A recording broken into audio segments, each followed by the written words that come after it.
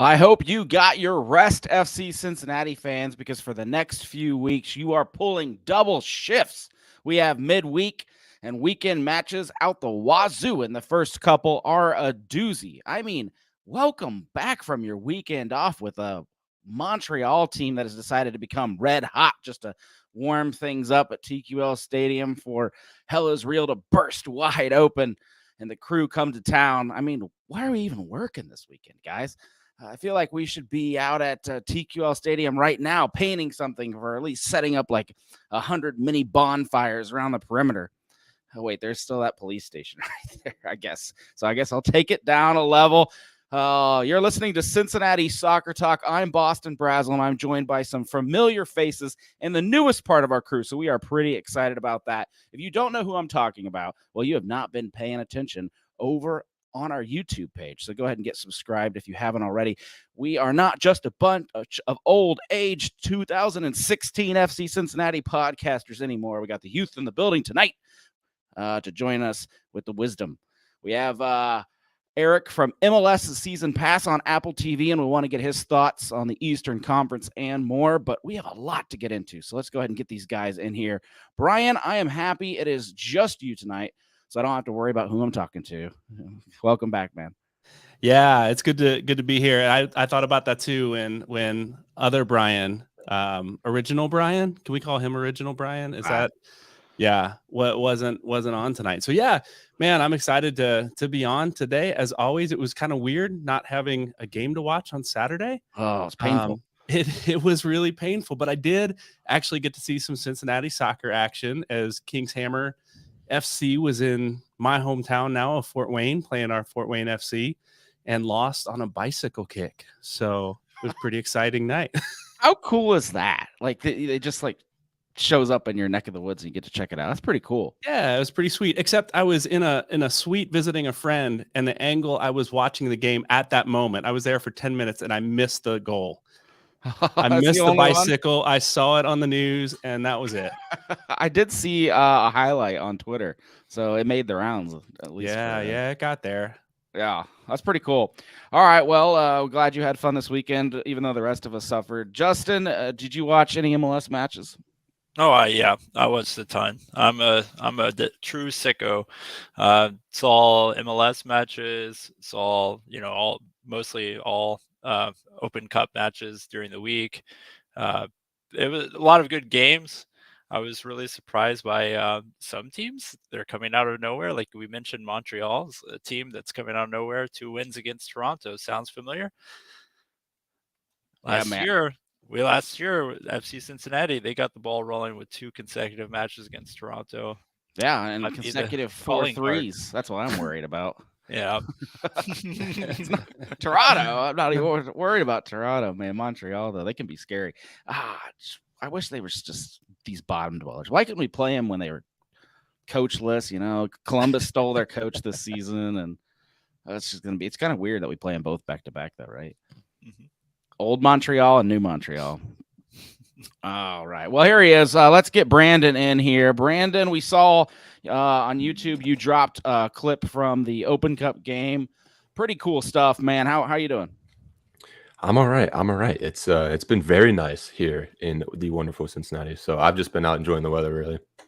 So you got to teach me how to edit, man. Like your fast transitions and all that. Like that's great stuff. It's not easy. It's been like a year or so. I bought the real stuff. I've been using iMovie, or I was using iMovie for the first few months, but I'm in Final Cut Pro now. So yeah, you ever done any streaming? Like, so I know like that's where the future is now. Everybody does the video game streaming and the Twitch and all that jazz. Do you ever experimented in that area? I have. Well, first of all, I do the watch alongs, and the next one I'll actually be doing on the CST YouTube channel. Yeah, it'll be NYCFC, actually, funny enough. But I've dabbled in the video game live streaming. My first ever live stream was a Lego Star Wars Complete Saga. I 100%ed the game. That was my first live stream. It was like 8 hours long. It was ridiculous. I have not touched a video game in a while, and this weekend I finally dived back in with Nintendo releasing the new Zelda game. 6 years since the last one, and I couldn't help myself. I was like, you know what? I'm not too old. I can do this. I've dived back into the world of Nintendo this week, so that's my video game spheres. It distracted me from the fact that there was no stinking game. And, that was the biggest bummer of all. But no, we're happy to have you. I think you have really livened things up over there. Our YouTube channel was just these shows. And back in the day, we did some interviews, some like man on the street type of stuff. And I'm really glad you've offered your services and come on board and really lighten things up over there. So we appreciate it, man. Thank you for having me. It's been a blast so far. So I'm gonna say that's my best. The YouTube channel being alive again. All right, we'll get your best and worst. Type them out in the chat if you haven't already, and we'll put them on the screen. Brian, we'll go to you. Yeah, so my best was not the best player on the field, but my best was Brandon Vasquez finding a way to get another goal to bring home another 1-0 victory. So anytime he gets on the board, the announcers were like, Cincinnati's big goal scorer, and I kind of chuckled at that because it really hasn't been. But anytime he gets on the board is a bonus for me. And I really liked, honestly, the thing that really set him apart for me this week was the attempt from midfield. I know there was kind of mixed feelings. Was it worth it? Was it not? But it just showed me his head was in the game and he was trying to find a way to put it in the net. He couldn't do it from the 6. He's going to do it from the 50. So I went with Brandon on this one. My worst, gosh, we talked a little bit before the show about the crowd in the stadium. But honestly, the camera angles that I was watching on TV were really, really rough. Ball sent down to the corner. I remember in the first half, it went down to the left corner and the camera just wasn't even tracking with it. I didn't know who was running. I didn't know if there was a defender there. It was just tough to watch. So was this CBS Galazo or whatever? Yeah, it was. So that was my worst this week, was just trying to watch that. Look at this man already settled into Apple and complaining when it's not. No, it wasn't the worst of the weekend though. They had one game, it was like St. Louis, where they were literally at the top of the stadium. And they did never zoomed in the entire match. It was just like you could see from goalkeeper to goalkeeper the entire match. Oh my goodness! Gosh. Well, I do have a complaint from the game before when Lucho put that Olympico in. They were showing a replay and didn't even show the goal. I didn't even know what happened. Yeah. So I don't want to harp on that. That's a game ago, but there we go. Oh, man. Jose says the best. FCC keeps finding ways to win. Worst, those yellow cards keep flying. Man, it's like you read my rundown, man. I for the first time this season, we're going to talk a little bit of yellow card count. So we'll have that a little bit. Jay said the best, advancing in the cup. My man, another Open Cup believer in the chat. Worst, Wednesday night crowds being so small. I know, man. The city's got to get more hyped about the Open Cup. I think as it picks up, if we keep continuing, we'll finally see a little bit of a boost there. All right, man. Let's get to you, Brandon. All right, my best. I'm saying no major injuries. When I saw the lineup, but we'll talk about it later. When I saw the lineup, it was like, I think we had like 6 starters or something. I was a bit worried. I can't lie, especially with, Brenner is injured doing his thing.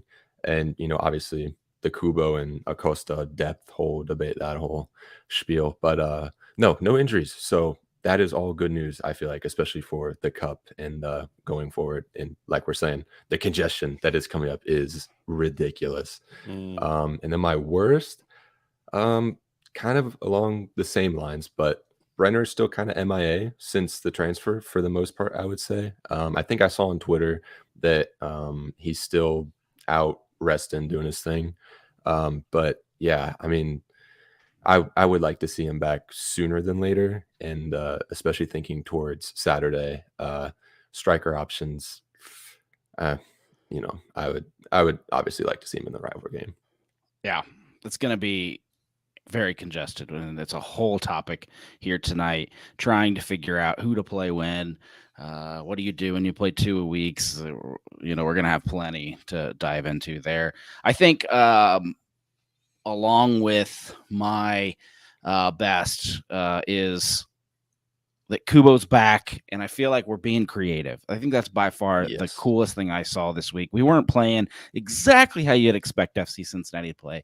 And then the Open Cup game, I really liked how the guys were experimenting just a little bit more. It didn't work. None of it really worked much, but it was still cool just to see in that type of – I mean, that's kind of the spot where you have a little bit of freedom. If you lose – it stinks. If you draw, then you got to go into extra time, but it might as well. There's a little bit more freedom there, I think, than a regular Major League Soccer game. And also along the lines of that, with my worst, not being able to get some of our young guys out there because we didn't have a game on Saturday, so you could afford to play everybody but Acosta get it going. But also we got a couple players in international duty that are young, in the U20s. And so not being able to have those guys get their run out when they get the chance. And Gulo got some time, which was good. But I wish we could get a little bit more out there. And this is probably going to be a good couple weeks to do it now that we dive into it. Real quick, before Eric gets here, let's dive into that match versus New York City FC. We're going to go backwards before we go forwards. Brandon, we saw your YouTube recap on the opposite side of the stadium. First of all, I've never sat there. How's the view from the opposing Bailey side? It's not bad. I've only really been sitting in the same spot. I've got Bailey season tickets, so I've been in the Bailey since like Nipper days, really. Yeah. And with the US Open Cup this year, I've been kind of experimenting. The first vlog I did, I was in the second bowl. That was interesting.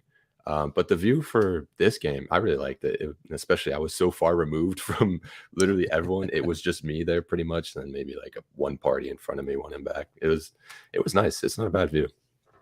You had one guy over your shoulder. It was just kind of looking and wondering what you were doing the whole time. That's always fun, going back and editing and just seeing all the people, like if they're walking by, if they're behind me, it's like, what is that guy doing? One time, he was lounging, man. Yeah, he was relaxed, dude. He was. Know exactly what you're talking about. One time, a listener of this show, messaged us on Twitter and had extra tickets for the Pitch View Club. And was just like, it was a day before the game, so I just was like, yeah, I guess I'll take him. If you're not going to go, you're not going to do anything with him, I guess I'll take him. So I went. It's my first time I've ever been there. Man, I tell you what, you're on another level. You got to do a vlog from the Pitch View, because you walk through the stadium, you're like, excuse me, out of my way. Is that the same as the Tunnel Club? What's the difference? The pitch one's like right down there next to you're right next to I was right next to the coach and everything. Oh, okay. It's a nice spot. It's on. Wow. No, my buddy Kenta had tickets. He had like a friend or something that went out of town, and he offered me a ticket to go with him there.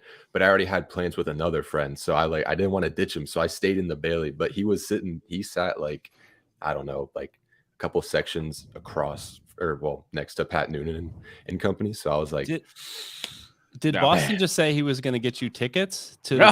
Whoa! That's what I heard. Yes, I definitely heard that. I'm dropping bait for any listeners that just happen to be.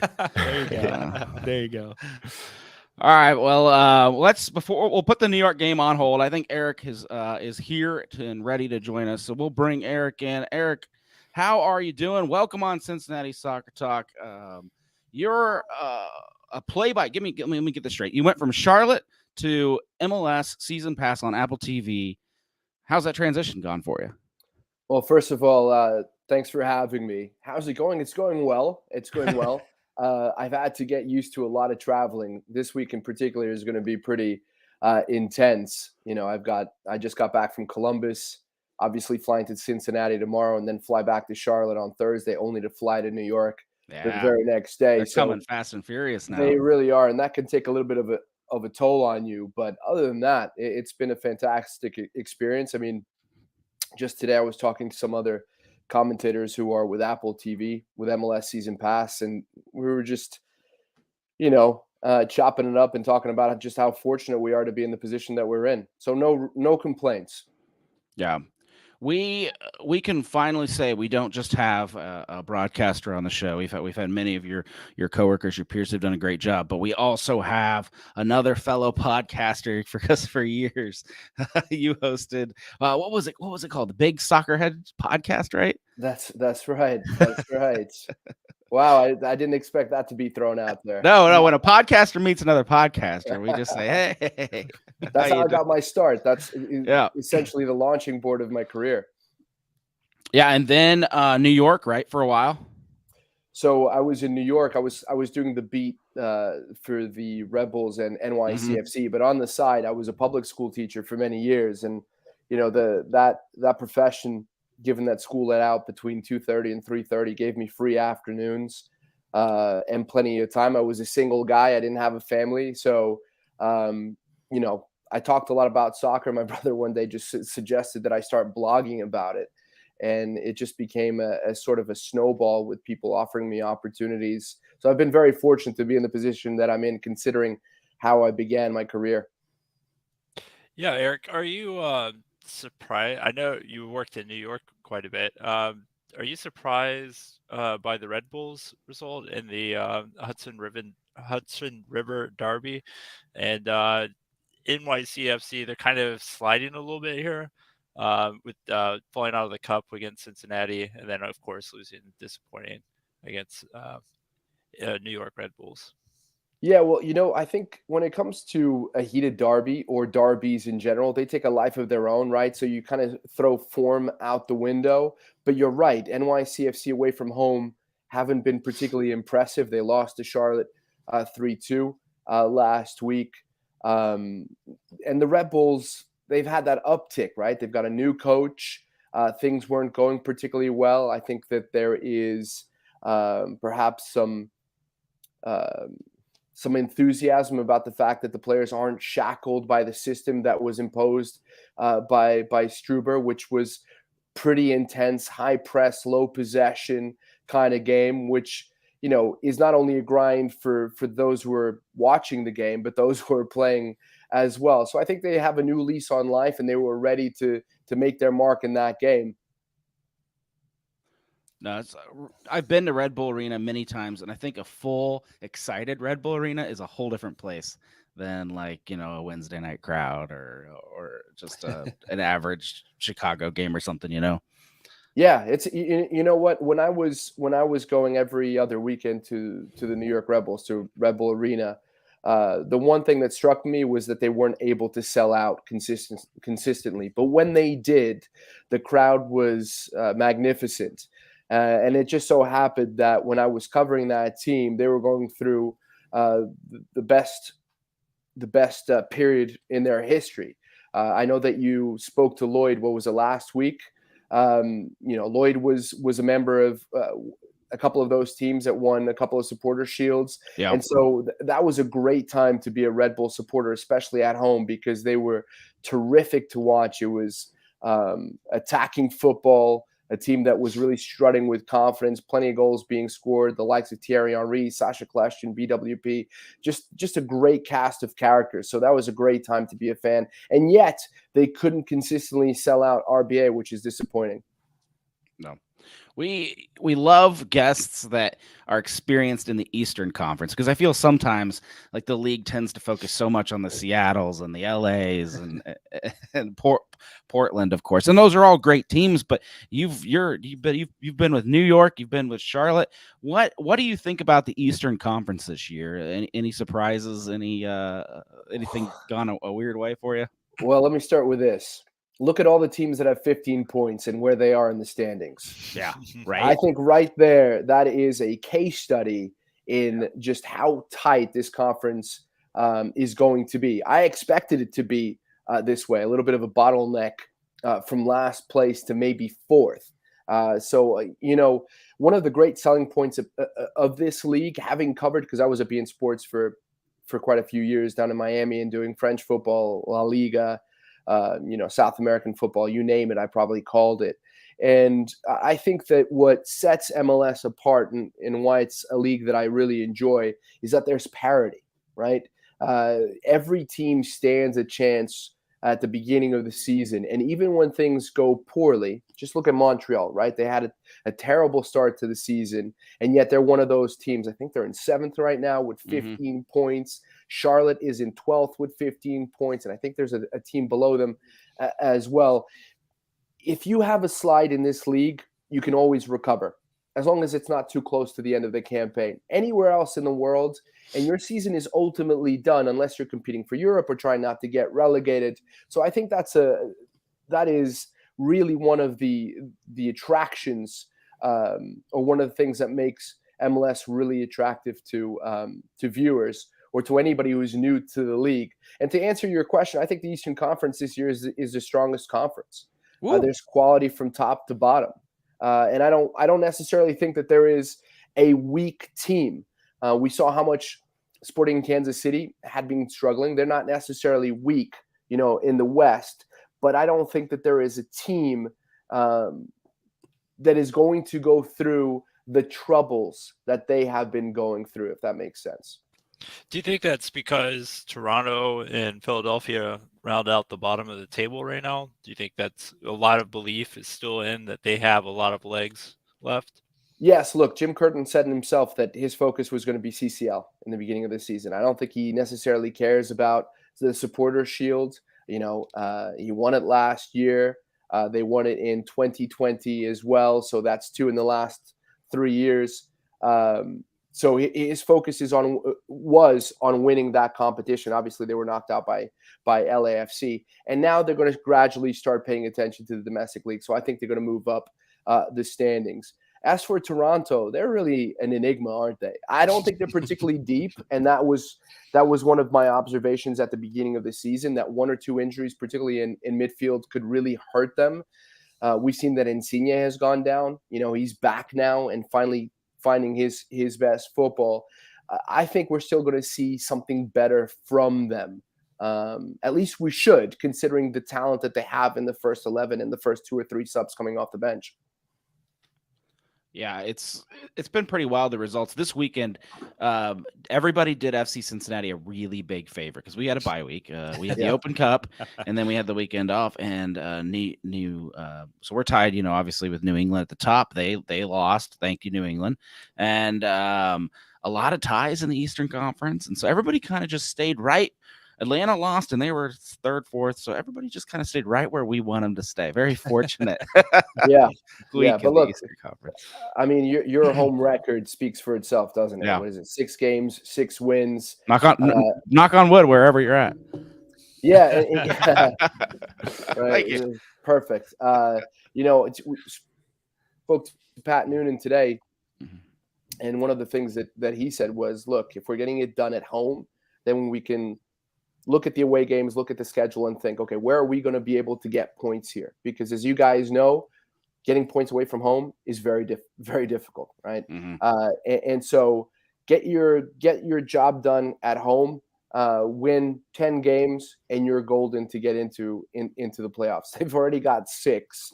We're 1/3 of the way through the season, so I think they're going to hit that mark and get beyond it. So they're in great shape. Eric, I'm curious. I've got just a question. It's not on our rundown, guys. Sorry. I just wanted to throw out there. You mentioned earlier calling games for French football and South American football, and now with MLS, all the travel involved. I'm just curious, calling games from a studio versus calling games from like on site on a home game. What's the biggest difference that you experience being on site calling a game in someone's home arena where you feel the energy, you feel the passion? Well, right there's the first one, right? One of the conversations I was having with Lloyd recently was about how we approach the game and approach both teams, because what has tended to happen this season is we fed off the home environment, and we're human. This is what happens. We absorb energies. You walk into a bar and there's a great vibe. You're like, I'm going to have a good time. And I'm already my limbs are already moving out of control. You walk into a bar and it's kind of dead, even if it has a lot of people, and you just don't feel it, right? The energy isn't there. It's the same thing when you walk into a stadium. we called SKC Montreal. SKC had only scored 3 goals up to that point in 9 games in the season. And you could feel how tense the environment was. And when Montreal scored the first goal, a team that hadn't won away from home all season, I don't believe they'd actually scored away from home yet. I'm not 100% sure on that one. They didn't do a lot of scoring, period. Yeah, exactly. You could hear a pin drop in that stadium. And so we ended up talking about being in this surreal situation where the stadium is jam-packed, but there's no sound, from people. And we got some criticism about that because some people said, look, you should have been talking about how well Montreal were playing. And you ended up talking a lot about just how the environment had sapped the energy, or the players had sapped the energy out of the fans in the stands, and vice versa. But you can't help it because that is the most striking narrative of the game. And then, calling Cincinnati last week and the environment that we found and how the Bailey was bouncing, you couldn't help but feel, the effect of that as well. So some people said, you seem to be kind of rooting for Cincinnati. That wasn't the case. we were just absorbing the energy at that moment. So those things happen. So I think that kind of answers a little bit of your question. Yeah. The other point that I would make that is equally as important is that when you are calling a game off a screen or a couple of screens, you are essentially a hostage to what the director wants to show you, what the producer wants to show you. Right. You don't get a bird's eye view of the stadium. When I'm in the booth and I'm looking down at the bench, I can see what people are doing. I can tell what kind of mood the manager in, whether he's barking at people, whether he's just sitting down stoically. So that makes a huge difference in how you call the game. And one of the things that we're able to do is that, let's say the producer in the truck doesn't see something happening. I can alert him, or Lloyd can alert him and say, listen, point a camera behind the goal, point it at the Bailey because there's something going on, between the goalkeeper and the fans. You know what I mean? So that bird's eye view, that perspective changes the way you tell the story of the game. Sure. Well, I'll speak for all Cincinnati fans that have to watch on TV, like TQL, just keep bringing the heat, keep bringing the passion, because we love when announcers are cheering for us, man. Don't let that be the narrative. No. Sold, man. Oh, I've done some color commentary myself on a much smaller level than you, of course. But one thing I learned really fast is refs public enemy number 1, and if the commentator goes towards the wrong team, you can be public enemy number 2. Yeah, you have to develop thick skin. I've been very lucky. When I got into this profession, which wasn't that long ago. We're talking about 6 years ago. I called my first game on television, maybe even 5 years ago. And that was just really lucky. I had a podcast, and to make a long story short, a senior producer at beIN Sports listened regularly to my podcast, and a space opened up for a producer role. And I didn't have any experience in TV, but he said, look, all these big European leagues, the one we cover, you can come here. I'll teach you the production side of it, and you help us sort of revamp some of the shows that needed some tinkering, some tailoring. And it just so happened that about a month into my job there, one of the commentators, Matteo Bonetti, who's with CBS Sports and is calling a Champions League, the Milan Derby on Tuesday, called in sick about an hour before kickoff. It was a late night game, 10 o'clock. So there was nobody in the offices, in the studios. And the producer just looked at me and said, do you think you can call this game with Chris Winningham, who is also on MLS Season Pass, very talented broadcaster, play-by-play guy. And he doesn't want to do this game by itself because we're not expecting like fireworks, right? Yeah. And of course I said yes, and that got the ball rolling. So one thing that I was told very early on, once I was getting more games, was don't go to YouTube, don't go and read the comments underneath your highlights, because most of the time somebody's going to be critical of you. And of course I made the mistake of going to read it. People didn't like me, insulting everybody in my family, but I've actually been quite fortunate that after a bumpy beginning to my career, as I'm learning the ropes, that, it's been pretty pretty even, the abuse and the recognition or the accolades, if you will. So 50-50 isn't bad in this business. I'm just going to go on the record and say that was probably Inter fans that were saying that. I have a reputation to uphold here. I see you're ready for Tuesday. Oh, absolutely, man. Although 4 goals. Yeah. No short, right? Yeah. Well, we can't get you out of here until we talk about that one other tournament that's going on, round of 16, I think now, U.S. Open Cup, just because it's so unique, so special. Only 2 lower division teams left this year. Is that surprising to you, or is it turning into more of an MLS tournament? Well, I think we've seen that since MLS teams joined the tournament, right? I forget, what is it? 1999 was the last time a team outside of the MLS. Rochester, right? Was it 99? It was back in there. I can't remember Sometime, the exact year. You know, yeah. I when I was still playing after college, I played in a league, and you know, the New York Greeks were one of the big teams in the league that we played in, the Principian Freedoms, and both of those teams had won the U.S. Open Cup as well, full of talented players. For example, when I played for the team that was called the Manhattan Kickers, Giovanni Savarese was playing for the Principian Greeks. Not an easy guy to defend against, by the way. He is a big man. And so I think that, unfortunately, given the disparity in quality, MLS teams have absolutely dominated.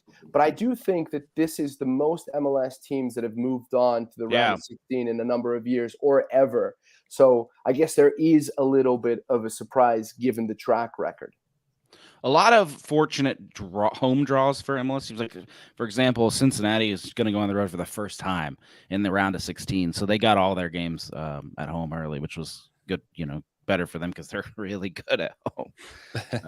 Yeah, and it comes at a difficult period, right? Because Cincinnati had a bye week, you know, but they have a midweek game followed by a weekend game, and then they have midweek U.S. Open Cup. So it's coming fast and furiously, and that's when upsets tend to happen with teams that are playing lower league sides. So yeah, it's going to be very interesting to see what's going to happen. You know, I'm in Charlotte, as you guys mentioned.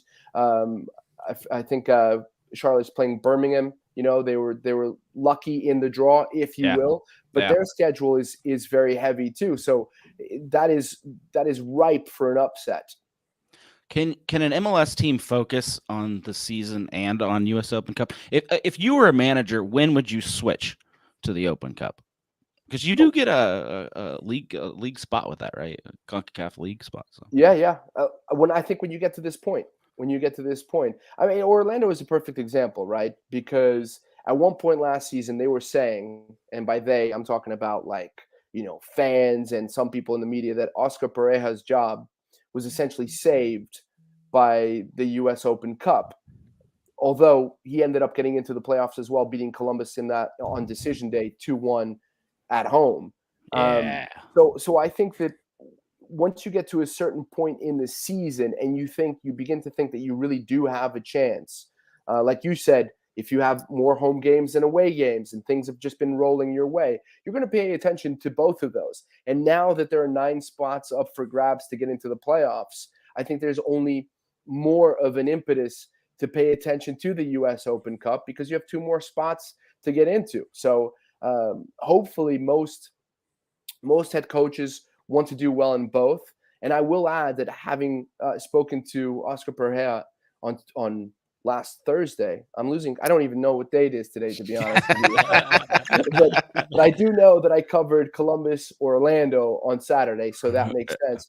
Yeah. You know, Pareja was very disappointed that they were knocked out of the Cup by Charlotte. And this is coming from a coach who just won the first major trophy, the U.S. Open Cup, for the Lions. So he wanted to compete on both fronts. There was no doubt about that.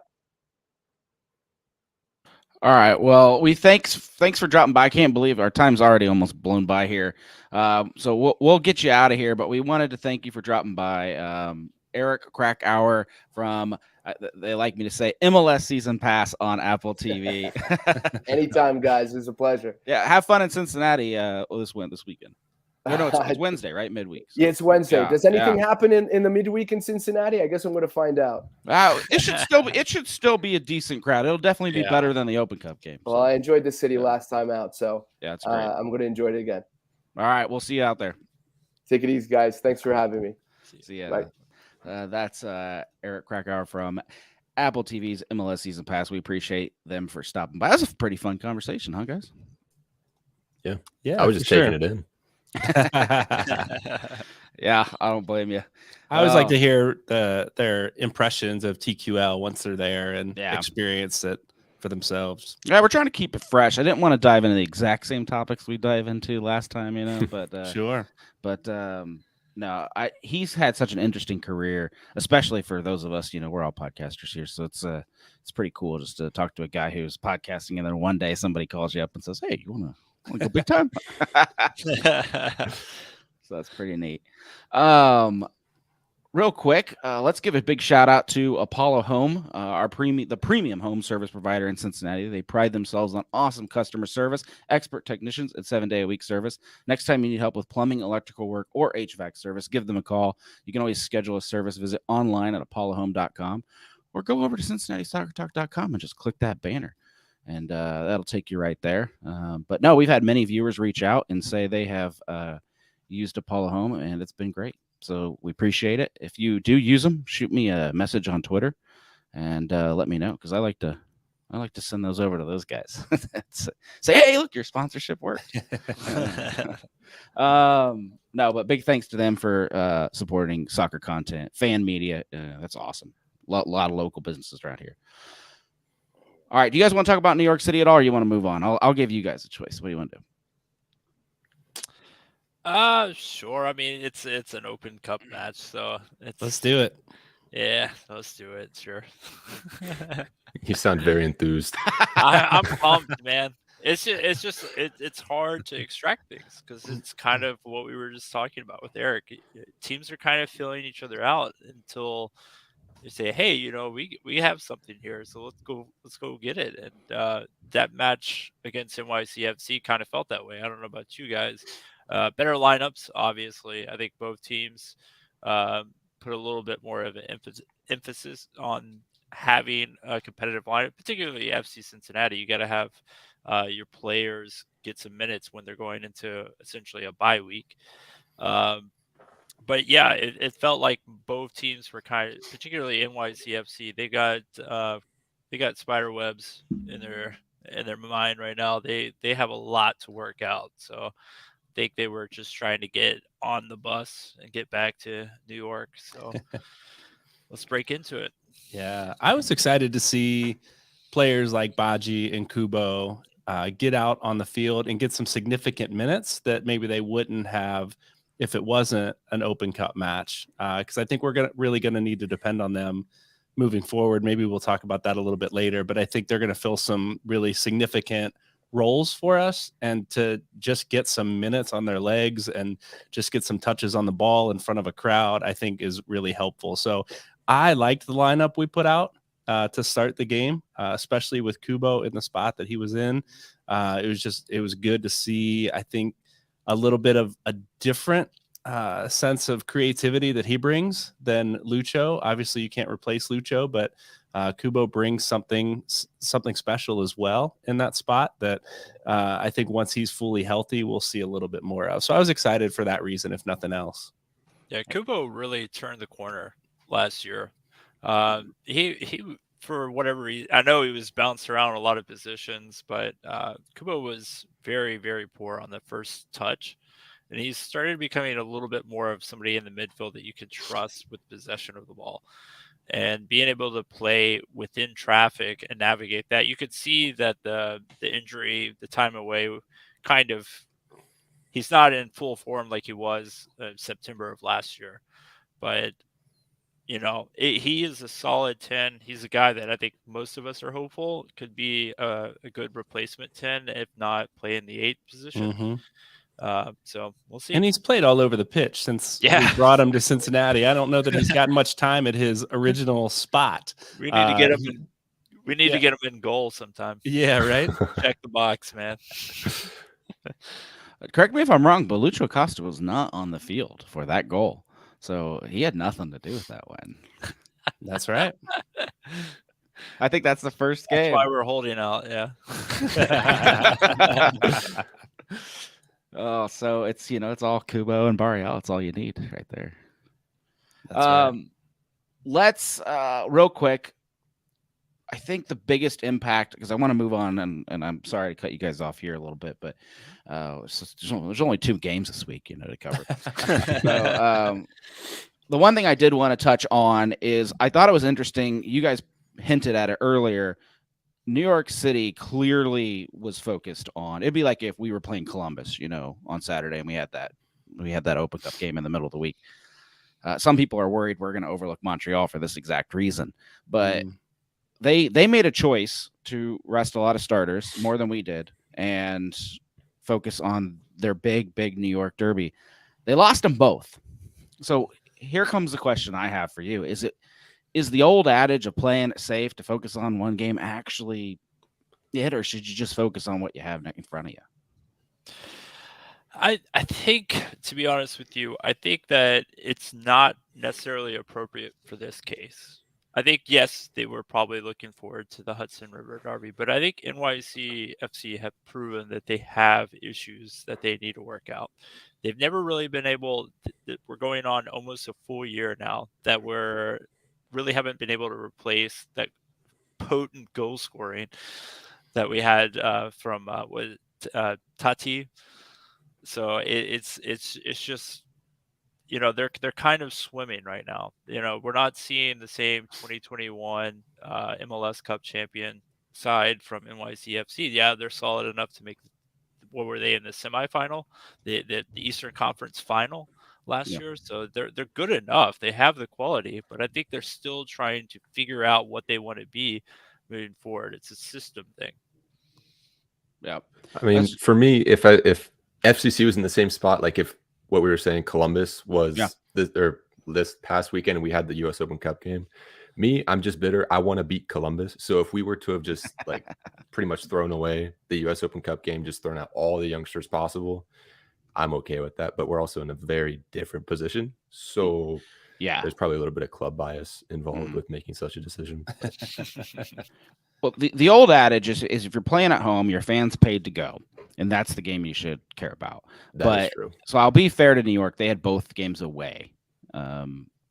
Technically, I'm sure there was a lot of New York City fans in Red Bull, but they had both games away. So I'll give them a little benefit of the doubt there. FC Cincinnati, he does not get the benefit of the doubt because they have both at home, so they have to go for both in full strength, and that might put a damper on next Wednesday. We'll see. But Eric brought up a good point. Open Cup is now starting to matter a lot. So I'm interested to see how Noonan rotates these guys, and we'll talk about that. First, I want to get real quick our awesome sponsors at Beyond in here. So we'll throw it to Nick Suberling.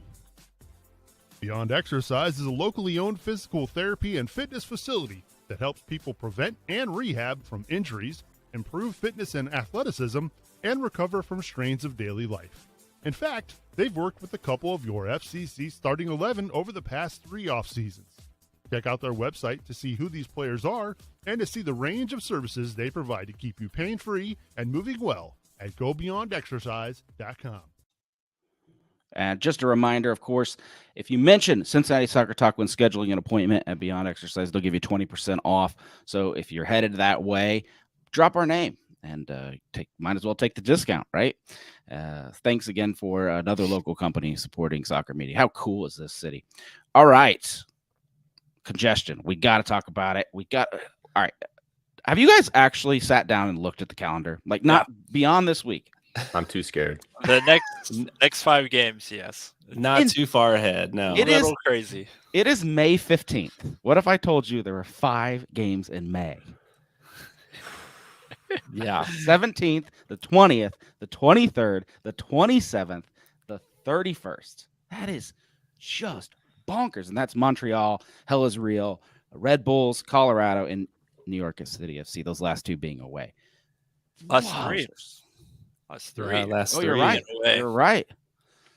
3 consecutive matches That is and they're in New York, Colorado, New York. So we're flying cross country. That is Oh, brutal. wow.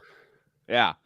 Yeah, I'm pretty sure there's no practice between those games, right? It's just like kicking a ball on a plane, you know. And we're seeing a better Colorado side too. So it's just like there's no rest for the weary, man. Oh, You have man. to go at it. This Yeah. is back to the point about the center backs. Make sure we get some rotations going because That's it's going right. to be a lot of tired legs, particularly when you're playing in Colorado, man. Denver is not a fun place to be when you're on tired legs. Oh, that's true. I didn't even think about that. Yeah. Well, I think we're going to see a little bit of FCC too on this break. We're going to learn a lot about how Noonan handles this type of schedule. So I'm interested. I'm very interested. Does he? Because if I know how Jaap Stam would have done this. He would have played the same 11 all 5 of those games. Frankie at in 10. Let's the go. last 10 minutes, throw in a sub or two. Oh, man. We'll find out. Yeah, we'll see what our rotation looks like. Do we know when Kimi comes back? When is he? I think it's like a month at least. Oh. So he's not back this tournament. No. Okay. Yeah, for people that are listening or don't know about it, Kimi is representing his native country, Ecuador, right? No, not Ecuador. Guatemala. Guatemala in the under 20 World Cup. So check them out. I'm sure they'll be broadcasting on Fox, so you can check that out whenever you get a chance. So not just FC Cincinnati are not just playing 5 games in May. They're also starting to see their yellow card count tick up. It's 1/3 the way the season. You usually expect at least one person to be close to suspension, and we got him. We've got him. Good old Barrial is on 4. If he gets one on Wednesday, he will be suspended for Hell is Real. So I think everybody just hold on for dear life and pray Barrial keeps it calm on the pitch against Montreal. So what do you do? I see Clifford Adams wrote we rotate Barrial, at least for the start of the game. Do you start him or do you sit him? And who do you play there in his place? Because you got 3 guys on the other side. Yeah. I think you have to play Barrial to start the match, I would say, because you have to have I'll fight you on that. No, you have to have and then you play Pau on the other side, or if Arias is available, you play Pau. But Gaddis has shown that he has had the ability to switch over to the left side. So I think Gaddis, I was hopeful in the offseason that Foster would be able to, but Foster, for whatever reason, doesn't seem to fit the system. So he's not a guy that I would expect them to insert in the lineup. He will definitely be on the bench. I forgot about Foster, honestly. Yeah.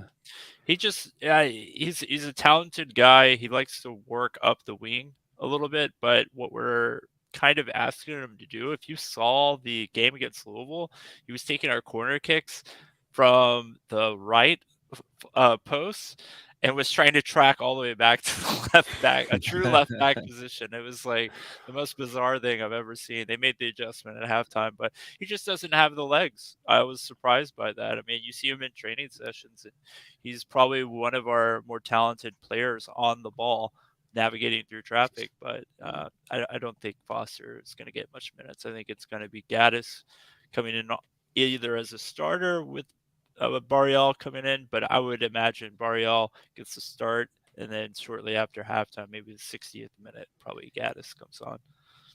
With Gaddis on the left, though, if let's say he gets the start on the left, that changes our entire point of attack. We've talked about all season that we've come down that left side. That's where the creativities come from. So with Powell getting some time, he's making his way forward a little bit more. Maybe that changes some things. We get some creativity down the right side. We'll see, because we know we won't get it on the left if that's where Gaddis is. He'll play solid defense. It'll be great, but he doesn't get forward as well. Do we know the situation with Arias right now? I haven't kept up with that. I don't, unfortunately. I don't have a clue. I just feel like Arias is just going to be in and out this year. Arias is, Don't have we're much trying- science to back that up, but so far we've got 2 small injuries, and it could just be a Greg Garza situation. If that's the case, it's fine. There's 3 proven guys there, but I think he's back with the team. I think he's training in full. I could be wrong about that, but I think the last time I saw he was training in full. But No. he's kind of like Boston said. He's kind of one of those guys that we're going to see in and out. I'd like to see him solidify. I don't think he necessarily brings an absolute fit for the system right now. I think that maybe we kind of asked him to float up that side a little bit too much when we do need players to sit in, because our center backs can only rotate in one direction usually. So yeah, I'd like to see Arias get back in the lineup and hopefully make an impact. But yeah. Who else? Yellow card alert. I think if MLS is FC Cincinnati, if everybody's up to date on their stats, probably not. We've got Acosta, Mosquera, Obi, and Santos all on 3 yellows. Wow. That sounds accurate.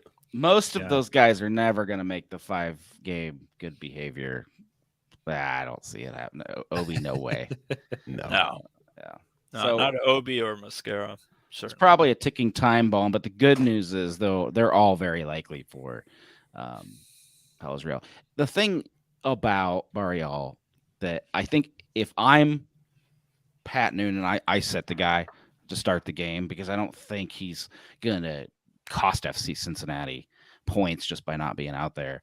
And then you can put him in, try to win a game. However, I have a theory that this podcaster logic doesn't actually matter to Noonan. All I think Noonan does. Shocking. Yeah. Wow. But here is seriously what I think the head coach does. Somebody's like, hey, Barrial's on 4 cards. And he goes to Barrial before the game and he's like, try not to get a yellow card out there. And that's it. That's all I think happens. Yeah. Yeah, with Barrial, it's a bit of that quick transition kind of fouls. You know what I mean? So I think that's something that you can get out of him to say, hey, like, let's take it a little bit easy here. But I think in the heat of the moment, going back at it whenever we lose the ball near the attacking third, that's the stuff that Barrial probably needs to sit in on and just say, hey, let's trust the back line a little bit. Let's trust Obi and Junior to get over and be in position. Those kind of things probably, I think we can coach around. Yeah. We definitely, this is not the end of it. We're, as Acosta, of course, especially Mosquera, Obi, these are all very, very important players to FC Cincinnati. As they get their 4th card, expect yellow card watch to be a frequent segment of this show. I want you guys to identify one player, at least this week in 2 games, that with congestion and let's go ahead and extend it. We'll give you all 5 games. Who's going to need to step up and play for FC Cincinnati? I've got Badgie. All right, we'll go to you first. Oh, I didn't know we were taking turns. I thought it was Go just for it. shooting. Yeah, go for it. I got Badgie. I mean, I remember when we first signed him, and like I've kind of known about him for a little while beforehand. I was pretty hyped that we were getting him, especially because I think at the time Brandon Vasquez wasn't really firing, like Brenner wasn't firing. No one was really bagging goals. Yeah. So when we got Badgie, I was like, oh yes, here we go. He's the one. And I've kind of been underwhelmed a little bit, but I will say when he closes games, I'm very pleased. Like the way he plays, he's not necessarily like, always going goalward, but he's really solid when he comes into close games, especially. So I would like to see him get some more goals. And I think it was the beginning of last year, he combined with Vasquez 1 or 2 times, like at Vasquez's, I guess, the initial ignition of his whole campaign last year. And I was like, oh, Badgie might actually heat up this year. This will be fun. So I'm rooting for him to do well and step up. And especially with Kimi out, I'd really like to see him get a goal or 2, 3, 4, 5, That's a good shout. I'll go with Arias, the guy we were just talking about. I think that Arias needs to get in, find his rhythm with the back line with Nick Hagelin behind him, and know where Obina is going to be. And and try not to push too far into a guy named Brandon Vasquez's space. That would probably be helpful. So I think Arias is a guy that we have to get solid minutes from. The money that we're paying him, he's a player that we need to see on the pitch. And I think all of us soccer lovers would love to see Arias step up for FC Cincinnati and really solidify that right side. Yep. Yeah, right on. Brandon, I had forgotten that Baji was the one that kickstarted Vasquez's streak, just crossing it off his head there, right? On the Yeah, no, that was a hard one. It was I think quick. yeah, for sure. No, I would like to see him get going. The player I got is Kubo. I just think as he continues to get healthier, we've seen him kind of be our utility guy and play. I talked about it earlier. He kind of play all over the pitch, except the position that he signed on for. I think he was a left winger initially, wasn't he? Was that the position that? So even forward. I don't know. What's that? Kubo, forward. Yeah. That's what he was brought in for. That's right. But yeah, I think as a 10, I think he's got the ability to be creative. That first touch you mentioned, if he can get that under control, I think he's creative in the midfield. He's not afraid to play that risky ball between the defenders that Lucho likes to do, that we haven't seen Angulo be willing to play quite yet when he's in there. So I'd like to see Kubo really get started. I think he can drop into the, a 6 in that triangle in the midfield if he needs to, but he can play at 10. He can play out wide if we need him to. I don't know if we want him in that position where Barreal is, stretching all the way to the back line, but I think he can play on the wing there and send some good balls in. So he's my player that I'd like to see really step up, especially with the congestion, with the tired legs, and with the yellow cards especially. I think he can fill a lot of those roles potentially for us. Yeah. It happens. Somebody does it every year. There was a time on this show we were saying Barreal needs to be the one to step up, and now look, now we're all like, that guy's a key piece of this team. So, so yeah, like no one's talking Barreal, no one's talking Acosta, stuff like that, because these guys are obviously big pieces. For me, it's gonna be Ian Murphy, because Mosquera is going to card out in this break. So, and then not only that, we just don't have a lot of players that can fill in for center backs, and there's 3 of them, and then they're going to wear out. So trying to find some kind of a stopgap there. I noticed they gave Nick Hagel a little bit of rest this week. Smart. And so just go ahead and get these guys prepped. Center backs, you can usually rely on them to get some heavy minutes. I think Nick Hagel played near every single game last year, but Murphy, if he can come in and hold his ground like he kind of has a little bit this season, and we don't have to panic on the defensive line. I mean, obviously he's not Mosquera, the fastest defender I think we've ever had, but if you can hold the fort down, that's all we're asking of you. Well, let's dive in a little bit. We have just a few minutes to Hell is Real. But before we do that, we want to give a shout out to all our supporters. You can tweet us at Cincinnati Soccer Talk or email us feedback@cincinnatissoccertalk.com. We love to hear from you. We talk to our Patreon supporters over on Patreon as well. So big shout out to you guys for supporting Cincinnati Soccer Talk. If you don't know, we play a game over there called the Growler Cup, and we only have, I think, 1 to 2 matches left for the we basically split the year into thirds. So the first third, second third, and the final third. First third's about over. So if you want to join us, we have cool prizes. The round 2 is essentially starting up here in a couple weeks. Maybe sooner, because next week, because the MLS season's speeding by so fast. So you have about 1 week to sign up and join us over there. We wipe the points clean. We start from scratch, which is good for some of us, right? Because we would have been falling down the table. It's been brutal. I'm actually doing okay this round, but normally I'm usually at the bottom. All right, so we'll give a shout out to Red Lee, John Davidson, Mike Hudson, Laurel Failer, Matthew, Adam Check, Riley, Stephen Burke, James Denbro, Tom Newhouse, Brian Weigel, Brian Gills, Dan Alberts, Will Kychek, Ian Rexroad, Carl Fight, Christina Sharma, Kyle Pohl, Rupesh, Tom Beaversdorf, Jason, who is super average, John Haskell, Ryan Ernst, Mary Lou, Wes Anastasi, Rob Pierce, Clifford Adams, Thomas Seps, Pierce Johnson, Mike Parentis, David Wiederhold, Rob Gassell, Brad Weigel, Kevin Day, Paul Hedger, Jamie Smed, Alex Kornigus, Dave Tingler, Patrick Lahani, Mike Bowman, Brett Sova, Kevin Cooney, Joe Max, Jack Emery, Sarah Gorman, David Moore, Bob Ryan, Ryan Durkin, Bart Labita, Rob Trappel, Joe Lohr, Bill Leopold, Maureen De Moray, Jose, David Myers, John Caffardi, Olympico. Yeah. Hey, shout out Lucho Costa. Joseph of Hanger 937. Justin Blair, Kyle Phillips, Ashley Newhouse, Dan Burns, Tyler Nolan, Coach Clip, Justin Gregory, Scott Dalton, Jason Ashcraft, Jeffrey Tebbets, Andrew McCormick, and our newest patron, who just goes by Troll. Shout out to all of you guys for supporting Cincinnati Soccer Talk. You can head over to CincinnatiSoccerTalk.com/support or search us on Patreon and you'll find us there. Join us. It's a really fun game. We'd love to have you. Saturday, Hell is Real. Is this the biggest one yet? Because for the first time, we're not like wooden spoon holders. Like we're going into Hell is Real as the favorite. Think about that. Just take a moment, breathe it in. I have so many Columbus games. We've been the underdog. I hate to burst the bubble, but I think were we favorites last year? No, there's no way. Were we? Surely. And the matchup that we had at TQL, maybe the last one. Yeah, but not the one where we were without Lucho Costa and we were. That Columbus game was not fun. In Columbus, yeah. No, we've never won there. I don't think.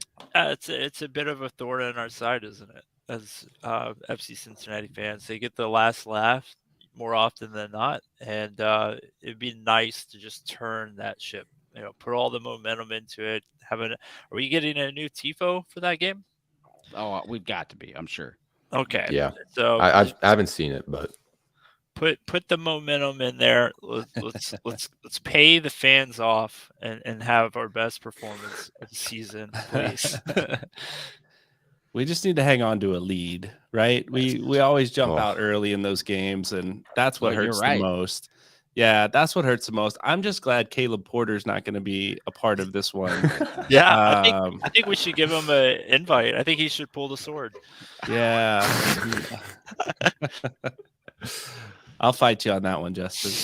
Yeah. Justin just lost his Bailey card. They threw him out. But I'm excited for it. There is a little bit of catch-all. Here's the thing. Columbus still has like the same world-class players. They still have Cucho. They still have Zelarayan. Like this is not a team that just forgot to go out there and get players this offseason.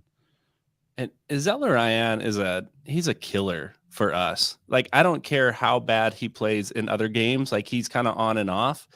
He is always on in Cincinnati, and I hate watching. He's a beautiful player to watch, except when he's on that free kick 22 yards out, and I'm just nervous as I can be. You want me to calm your nerves? Please. Because, is he out? No, but there is one other player that is that good and does that to FC Cincinnati, and his name is Carlos Gil. And New England has had a lot of luck with him shooting those outside the box shots. And so when we played New England, my biggest fear was like Noonan better have somebody always up there because it's easy to forget about those guys. And you have to just shut them down the moment they get the ball. You can't give them those windows. And they did. They locked them down. They did. Give me PTSD with that one. The Hell is Real last year at TQL. I was vlogging it. And the last minute equalizer, and this clip went viral. I turned the camera to myself. I go, 1 minute left, come on, and I turn it back to the field, and they scored. And it was awful. No. And the worst part, I posted it on Twitter that night because I innocently just thought it was funny because the timing was horrific. Yeah, I said 1 minute left to go. Come on, scores, and it blew up. And Crew fans had a field day with it. And then I realized, I was like, oh, what have I done? So I'm hoping that doesn't resurface. If we win, there's no shot it resurfaces. But we'll see what happens. It happens. At least you put it. I don't know. It's not a bad thing. No, I think Columbus is a team that could come in to QL and win. I mean, they have a team that is like, I mean, lightning in a bottle. Like if that thing cracks at the right pace, they are probably one of the most dangerous. I mean, you'd have to consider them probably the most dangerous team in the Eastern Conference. I think that you know what you get from New England, you know what you get from Nashville, and then with FC Cincinnati, we're still trying to figure out offense, right? Get goals, get leads, stuff like that. I think Columbus has shown very bad moments, but they've shown moments where they probably could be the best team in the East. So it's a team that we're definitely need to have a right foot, and being a derby, you know, we're ready for, man. We're alike in that way. Yeah, well, here's the thing. We've been talking about the 1-0 wins all season, but you know, you get up a couple goals and you start letting your guard down a little bit, which I think is what's happened in these Hell is Real games. Is we think we have it, and I don't think we sit back on it. I just think we let our guard down just slightly enough, and they've got the weapons to charge and make it happen in the final minutes of the game, right? But I think these 1-0 games, we keep our team out there. We keep our team motivated. We've got to hold that lead. So I don't know that that's always a bad thing. Maybe we just we keep trucking and we go 1-0 against Columbus in the Hell is Real game this Saturday. Yeah, it's definitely the Cincinnati style. Grind that goal this year and then preserve that goal. And if you're gonna let them have one, then we just go get two. So yeah, I think you're right. It's going to toughness, determination. Columbus has never seen us with this stat of a defense, though. I hope that surprises them. I hope they're like, well, let's bum rush FC Cincinnati, and then Mosquera is like, boom, I'm here. Nice try. Right? It may be a shocking result. I think, like we said, they like to play right on the outside of that box, and then let Cucho and Zelarayan just kind of let it fly. And of course, we're going to see Zelarayan flops. So a lot of free kicks outside of the box. Yeah, that's one thing you got to be careful of, and we do give those up. So protect the corner kicks, protect the free kicks. Don't give them the free kicks outside the box, because Zelarayan doesn't. You just don't want to test Celentano. He puts them on frame. It's dangerous. Yeah. What else? Really, I think if FC Cincinnati can just do a solid job. I don't even think they need possession most of the time. Like, let Columbus earn all of their fights down into that final third. FC Cincinnati, I don't know if you guys have noticed this year, just done a fabulous job of making teams back and forth, and just they can't find that opening. And it's such a time waster. Columbus struggling, and I think that helps us. If they can't find their footing, then what are the chances that they find it against us? Those are trap games, my friend. Those are dangerous ones. You know, coming in, Montreal is one of the hottest teams in the league right now. They're 5. To me, that's the trap game, really. Yeah, well, they're 4 straight. Yeah, 2-0 results. Yeah, I think there's a 5th one in the Canadian Champions. Yep. Yeah, they played Toronto twice back to back. Yeah, and so yeah, they're dangerous coming in. We can't overlook them for the Hell is Real game for sure. No, but coming off playing a hot team this Wednesday, and then a team in Columbus that they always bring it against us, even though they're down now, feels a little dangerous to me. Yeah, I'm more worried about Montreal as a trap game. Now, luckily, if we have to drop 3 points or 2 points or whatever, we have them to spare. But so I'm not going to be like devastated if FC Cincinnati don't get the perfect result against Montreal and then we win Hell is Real. We won the week. Right on. Right on. So, it'd be super cool to walk away from this week with 6 points, but I'm just not that optimistic, I guess. What do you guys think? If you had to put pen to paper, we're walking out of here with point total. Hell is real or this week? No, just this week total. I think we walk away with 6 points. No. That's the way I see it. I think Montreal has built a little bit of a deceptive win. They're playing kind of the same lineup they were playing before. They have a few new pieces. Yeah, on the back line, they have a pretty good young Italian player that's playing on their right side. Barrel is going to be matched up against them. Good versus good, right? And then I think Columbus, we have a lot of anger. I think there's a lot of players that have been on this FC Cincinnati team that know they've been the better team in the last couple matchups. So I think this is definitely a weekend we can walk away with 6 points. All right. Optimistic. I would love 6. I think we're capable of 6. I think the yellow cards, I think the congestion in the schedule, I think play into that, and maybe some of our rotation. I think we come away with 4. I would love 6. And I think we're capable. I think this team has shown the grit that we haven't seen in the past, that we could come away with all of them. But at what point do we start dropping those in this 5-game stretch, Yeah, I'm with Brian on that one. I mean, optimistic for 6, yes. Realistically 4, especially we were talking about Barreal. I would really like to see Arias on the left back and then Gaddis right back. And with that, I'd see maybe a draw. And then if Barreal comes in, but my point of view, save Barreal at all costs. I do not want to go into another derby with one of our big players. Last year was Acosta at Columbus. I don't want to lose Barreal at home. So I think 4 points. If 4 points, it's a good week for me. And like we were saying, beat Columbus. That's my only objective this week, honestly. Justin's not ready to let go of those Twitter graphics FC Cincinnati puts out with the giant numbers. No, not at all. I love the revision too, just right over the other one.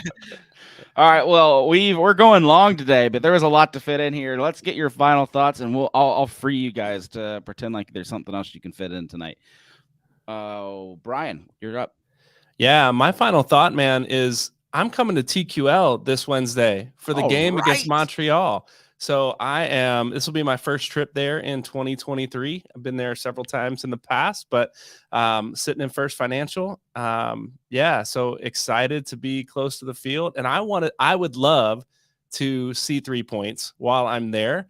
But that means if we go by my 4-point prediction, we draw against Columbus. So I'd love to take that back, and let's just go with 6. Let's win while I'm there on Wednesday, and let's beat Columbus in the Hell is Real Derby, and I'll be a happy camper. Your first trip to TQL Stadium, it's the only one they don't win. Oh man, you'll never welcome me back. It would be ironic. All right, Brandon, thanks for being on the show, man. Your first podcast. Final thoughts? Well, thank you for having me. It was a blast. I was just taking everything in, honestly. It was a good time. Final thoughts this week, like we said, I'm looking for 4 points. 6 would be nice. And I would like to see redemption for my video last year. So I'm all eyes on Hell is Real, honestly. I'm gonna enjoy the night Wednesday, but I'm all for Hell is Real, and I think we'll get the 3 points. If we win, go berserk. Post it on social. Oh, I will, most certainly. All right, Justin. So Wednesday is my first midday match up in the booth. So I'm just interested to see what the kind of showing's going to be. We've had a lot of sellouts. I think there's been a sellout at every match I've been to. I really want to see what the environment's like and potentially have a post-game beer with Brian. Right on. Nice. Yeah, I like Wednesday games. There's something about them. I know they don't get quite the crowd, but something just about leaving where I always change, like at work, to throw my jersey on and then walk out the building, and everybody's like, "Whoa, you were just dressed up. What happened?" And then just getting in the car, going downtown. I do the whole walk across the city because I'm cheap and I have to go do free parking. So I don't know. Wednesdays are awesome to me. get home late and then go to work tired the next day. Then that's the only day I question everything. So take it in. I mean, FC Cincinnati is going to be away quite a bit, like the back half, the middle half of the season, and then you got we have that special tournament going on. So enjoy these Wednesday, Sundays while you have them, because it's pretty boring when, as we all found out this weekend, it's pretty boring when FC Cincinnati's not around. So enjoy it. Have fun. Thanks for tuning in to an extra long Cincinnati soccer talk. We appreciate it. Sticking with us. Hell is real this weekend. Come on out. I hope you have tickets, because they're like $100 now. But if you have tickets, we will see you there. Have fun. We'll see you again next week. Stay tuned. Cincinnati Soccer Talk all week. Going to be more podcasts. Real quick, I was just about to leave, but Coach has special guests on his show, so you gotta go check out Talking Tactics with Coach. I think an old FC Cincinnati player, former Cincinnati Soccer Talk podcaster, will be on there. Not just Justin Hoyt, but Mike Lude. So go check it out. All right, see you next week.